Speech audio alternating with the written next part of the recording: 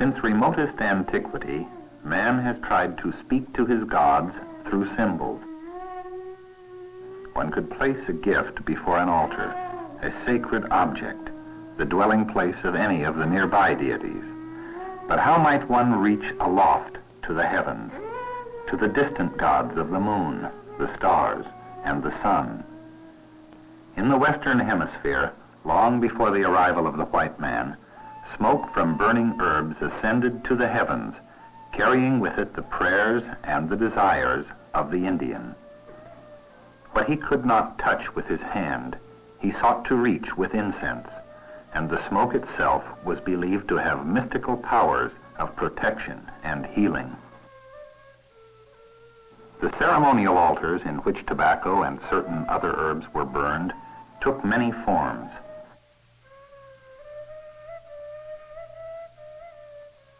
The most primitive container was probably a simple concave stone, or a depression in the ground made by removing the turf so that the virgin soil was exposed. Incense was also formed by puffing on hollow tubes filled with burning tobacco. At some point in time, now lost to history, a hollow shaft and a stone bowl were fitted together to form a simple pipe. The importance of the pipe in the ritual life of the Indian is revealed in the legends handed down from generation to generation, as in this Plains Indian story about the origin of the first pipe. One day, as two men were hunting on the prairie, a beautiful woman dressed in white buckskin appeared before them and said she had come to talk to their chief, Standing Hollowhorn. When all the people had gathered in a great lodge, the sacred woman entered, walked sunwise around the lodge, and stood before the chief. Holding up a bundle, she told him she bore a gift from the Great Spirit. Then, as all eyes watched her, she untied the bundle and drew forth a magnificent pipe. Its bowl was of red stone and symbolized their mother, the earth. Carved in the stone was a buffalo calf, which stood for all of the four-legged animals who lived upon the earth. The wooden stem represented all that grew on the earth, and the 12 hanging feathers, the winged things in the skies. The woman warned Standing Hollowhorn to treasure this sacred gift because it stood for all the people and all the things in the universe. Each of their voices would join his when he offered up incense to the Great Spirit, and with this pipe his people would prosper. Then, walking sunwise around the fire, she left. But after going a short distance, the woman looked back and sat down. And when she stood up, a cry of surprise was heard, for she had turned into a red and brown buffalo calf. The calf walked farther away, rolled over, and stared at the people. When it stood up, it became a white buffalo. Walking off toward the horizon, it again lay down and arose, this time all black in color. Then, bowing to each of the four corners of the universe, the buffalo disappeared beyond a hill. From this mythical beginning, smoking was to spread to the far corners of the earth. But unlike those who later adopted the custom, the Aboriginal American never smoked for his own personal pleasure.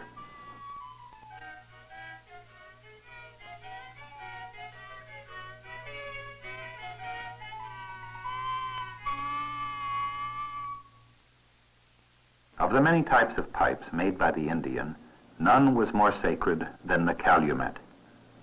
Carefully fashioned after that first legendary pipe, it played an important role in many community functions. It was used to bring needed rain or favorable weather for a journey. It gave safe conduct to travelers. It served to formalize agreements, to placate hostile tribes, and to conclude a lasting peace. The word calumet is Norman French for tube or flute, particularly a shepherd's pipe. It originally referred to a highly symbolic reed shaft through which the life spirit of man was said to pass. When the French explorers first saw the ornate wooden pipe stems in America, they used this same term to describe the Indians' ceremonial pipe. In smoking the calumet together, the parties to a pact invoked the sun and the other major deities as witnesses, and the pact could not be violated without incurring the wrath of the gods.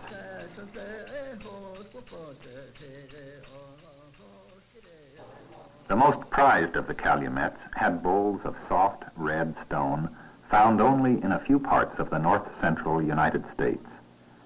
More than a century ago, the American painter George Catlin visited the great quarry in Minnesota. The mineral was later named Catlinite, after the artist who had spent so many years among the Indians. His impression of the area was recorded on a page in his sketchbook. In 1840, nearly 6,000 tribesmen were said to have been camped around the quarry, and Longfellow would later write of this place in Hiawatha, telling how the Great Spirit instructed his people to make the first peace pipe. Now a small national monument of 283 acres, it stands apart from the surrounding countryside, guarded by the spirits of 3 young women said to have been buried beneath the great boulders which mark the quarry entrance. Before Catlinite could be removed from this hallowed ground, a sacrifice of tobacco had to be made to the 3 maidens. That tradition is still followed by Indians who come in quest of the stone. Men of the Sioux, the Mandan, and the Blackfoot, the Ojibwe, the Ponca, and others. For 300 years and more, Indians of the plains have stood before these boulders and sought permission to enter. Even at the most accessible points, the red pipestone is buried beneath a layer of quartzite, 5 to 8 feet thick. To reach the Catlinite, this protective rock must be penetrated. In the past, this was sometimes done by building bonfires atop the quartzite ledge, and then dashing cold water on the heated stones. The fractured rocks would then be broken away with stone mauls, or shattered by other methods. In spite of the passage of time, many of the old ways remain. Originally, the pipestone was a clay-like substance, sandwiched between massive layers of sandstone.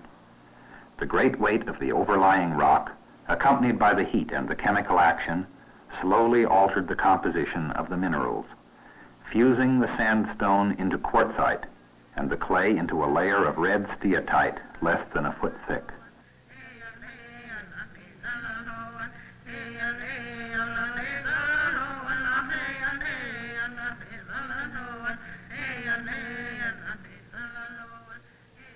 As the surface of the earth shifted, cracks opened in the quartzite, and it was here, in these fissures, that the Indian's eye first fell upon the material he would fashion into his incense altar.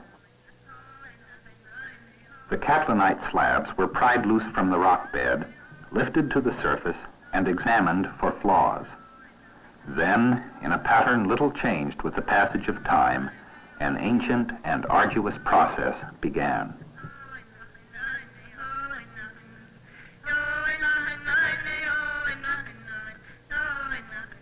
Even before the advent of the pipe, tobacco served in many ways as a link with the spirit world. It was the principal medium through which the priests and medicine men received their inspiration.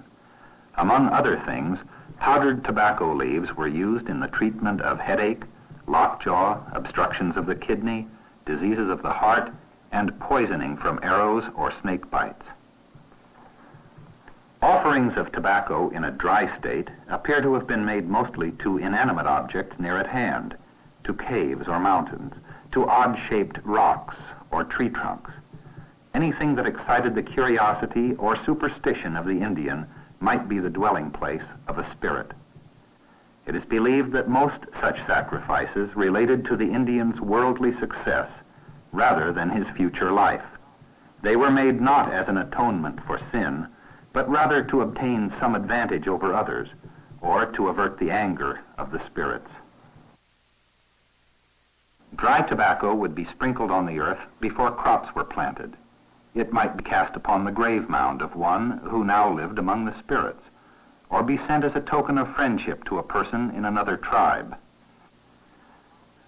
In contrast to the dry tobacco sacrifice, burning leaves had an other-world quality. The smoke was real, yet intangible. Something that could be seen, but which was not really there at all. Smoke from the incense altar became a symbol of the supernatural, an embodiment of the spirits vested with many of their powers. When a member of the Hidatsa tribe was suffering from a pain, he simply placed his pipe upon the afflicted region and puffed on it vigorously. In that way, he believed he could extract the disease from his body. When he blew the smoke from his mouth, he would try to catch it with his hands and throw it into the fire so that it couldn't contaminate anyone else with the illness. As the Indian closed his eyes and filled his lungs with smoke, the fumes of the smoldering tobacco would sometimes overpower the senses and render the smoker unconscious. The human and the spirit world would then merge into one. It was in that state that many Indians received visions and had dreams which bore messages from the gods. For centuries, access to the few available deposits was unhampered. Craftsmen of many tribes traveled as much as 1,000 miles from their homes in neighboring territory to mine material for their altars. The quarry was regarded as common property, and even the bitterest of enemies abstained from hostilities while they camped within these grounds. But by the mid-19th century, this age-old pattern had changed. The Dakota Sioux proclaimed the site to be exclusively theirs, and at one time a part of the region was set aside for their use when they ceded other lands in the vicinity. Between 1865 and 6, white men of the Northwestern Fur Company also worked this quarry and made over 2,000 pipes, which were traded to tribes in the southeast and the far west. Today, Indians from all parts of the country may come here, but removal of the stone by white men is prohibited. When first quarried, catlinite is relatively soft and easily worked, though it hardens with exposure to the atmosphere. As seen here, the outside of the pipe bowl required little in the way of specialized tools. The relatively soft catlinite was easily scraped away with quartzite saw blades, or worn down by the hard surfaces of the grinding stones. But the drilling of the bowl cavities demanded the greatest of skill and patience on the part of the pipe maker. For this, a different set of stone tools was required. The first was generally made of chert, very slim, expanded at the base so as to serve as a flat handle. A second drill of greater diameter was used to enlarge the opening.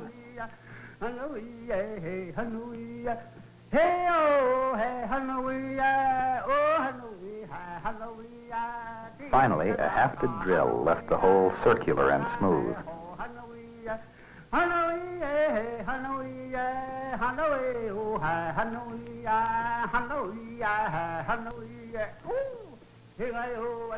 When the proper depth was attained, the entire task had to be repeated, this time in the bowl section of the pipe.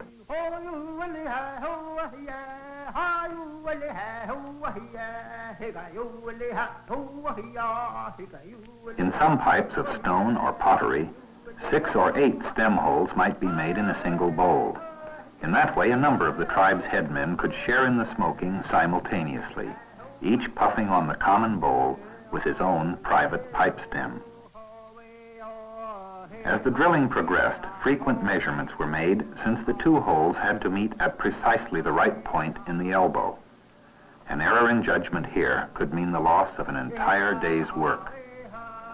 Finally, the telltale puff of dust. The L-shaped tunnel is completed. The drilling has been done well, and the pipe will now draw freely. The final touch, a distinguishing mark of the catlinite pipe bowl. When dressed with a coating of buffalo tallow, the bowls took on a strikingly different appearance. But for all of their brilliance, these catlinite bowls were no more resplendent than the pipe stems accompanying them. From 2 to 5 feet in length, the sanctity of the pipe lay as much in its wooden stem as in the bowl itself. In fact, for certain purposes, the stem alone was used. Covered with elaborate wrappings, decked with eagle feathers, paint, and cords of braided porcupine quills, the ornaments represented some of the objects which had symbolic meaning in the ritual. The Plains tribes, often bound to the stem several woodpecker heads with the beaks turned back upon their red crests. When the woodpecker was angry, its red crest always rose, and this binding of the beak upon the crest symbolized the suppression of anger. When a tribe was at war, the sinew bindings were cut, allowing the crests of the birds to rise from the pipe stem. When not in use, the bowl was carefully wrapped and placed inside a pipe bundle, while the ornate stem was usually tied to the outside of the bundle. The limb from which a stem would be made was cut from a sapling, usually of ash. It was then heated over a fire, straightened, and cut to the required length. With some tribes, this distance was carefully measured off as 4 times the span between the thumb and the longest finger. The limb was then split down the middle, and the exposed pith scraped out of the center to form a channel through which the smoke might pass. At one time, the tradition of some tribes dictated that even the inside surfaces of the branch be ceremonially painted. With the exception of the groove itself, one half would be made a sky blue color, and the other half a verdant green of the earth. Then, as a prayer was intoned asking that life be breathed into this sacred object, the chief priest would paint the grooves red to typify the passageways of the body through which the breath of man comes and departs. When the two halves were glued together again, they symbolized the path of man's life surrounded by the spirits of heaven and earth. But the split stem seen being assembled here was not always satisfactory. With age, the halves sometimes warped and separated. The characteristic flat shape of the finished stem may have evolved in an effort to provide a broader gluing surface where the halves of the stem were joined together.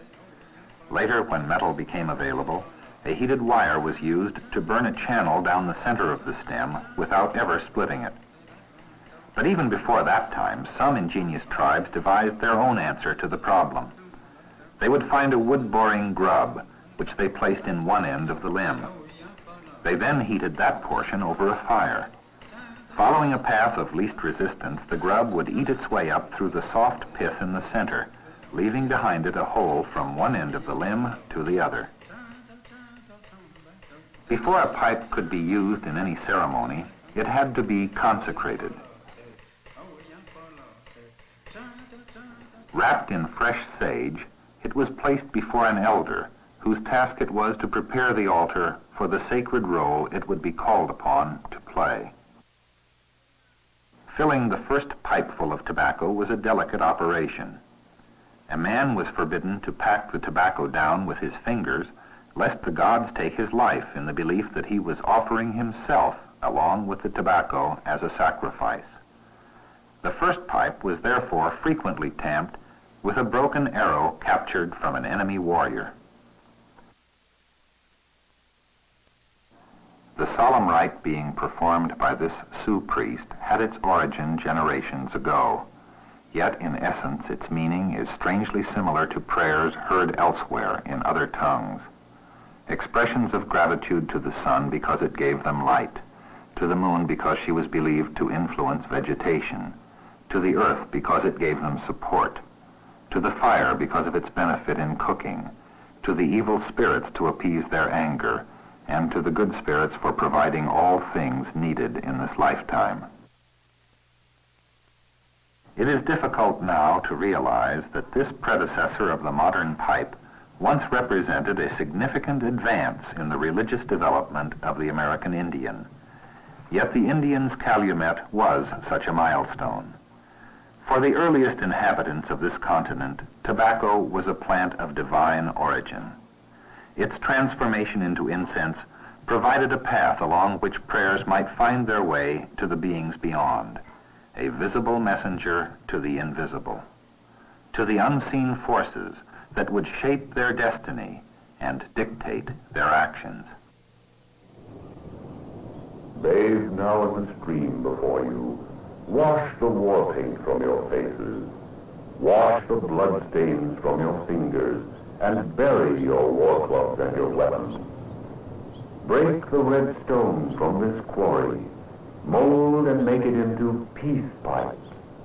Take the wreaths that grow beside you, deck them with your brightest feathers, smoke the calumet together, and as brothers live henceforward.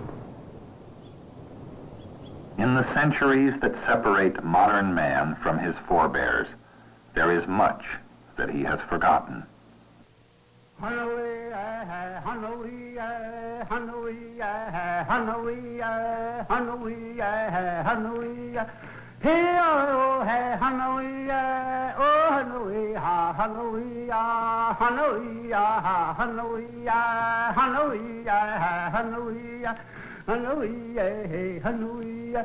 Hey oh hey hallelujah oh hallelujah hallelujah ti ga la ta hallelujah ni ga ta ne ho hallelujah hallelujah hallelujah hallelujah oh hallelujah hallelujah hallelujah hallelujah hallelujah hallelujah oh hallelujah hallelujah hallelujah